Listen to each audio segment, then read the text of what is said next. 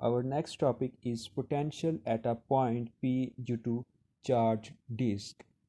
Suppose we have a disk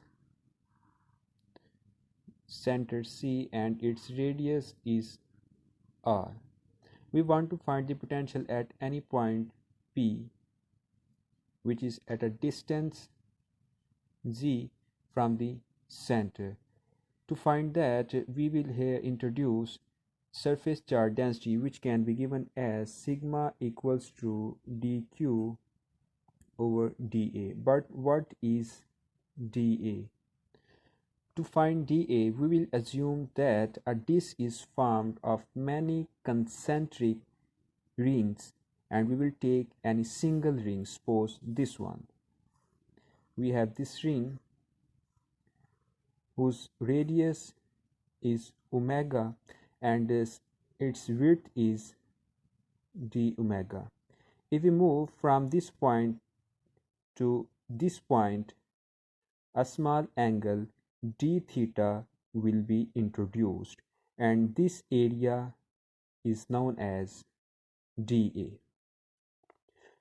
Now, to find dA, which is equals to length multiplied by width, and it is the length, means omega width equals to d omega multiplied by, now what is the length?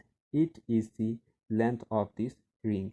We know that theta equals to L over R and L equals to R theta. Here R equals to omega and theta equals to d theta. By putting these two values in this one, we have L equals to omega d theta. By putting value of L in this equation, we have omega d theta, or dA equals to omega d omega and d theta. Now this is the value of area, this one.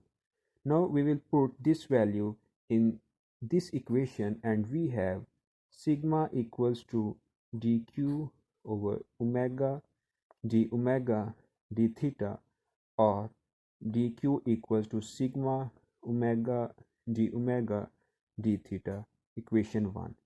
We also know that electric potential due to surface charge distribution can be given as dV equals to k dq over R.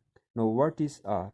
R is the distance from this area, which is this one, to this point, and it is the omega.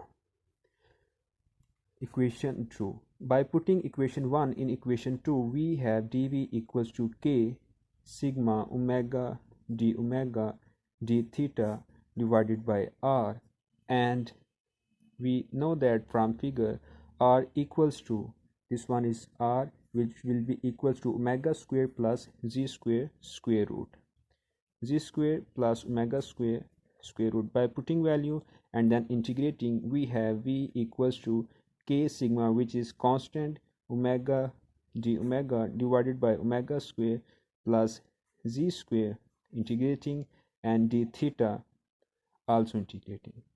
And d theta will be integrated from 0 to 2 pi, because if this angle sweeps out throughout the circle, it will be have 2 pi 360 angles. Now by integrating, we have k sigma divided by 2 and multiplied by 2, we have 2 omega square plus z square, and by integrating we have 2 pi upper limit minus lower limit. As it's the function, it's the derivative, then we have V equals to k sigma divided by 2 omega square plus z square minus 1 over 2 omega d omega and 2 pi. Cancelling both, we have k sigma function and its derivative, it will be integrated as 1 over 2 divided by 1 over 2, and its limit will be from 0 to R, cos 0 to R. And here we have just pi. Now we have V equals to K sigma omega square plus Z square, and its limit is 0 to R square root this pi and this 2.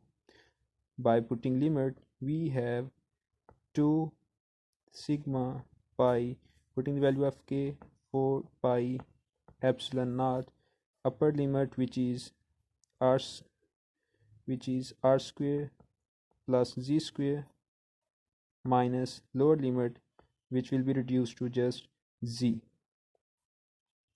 We have, by cancelling 2 pi cancel, v equals to sigma over 2 epsilon naught r square plus z square minus z, and that is the potential at any point P due to a charged disk.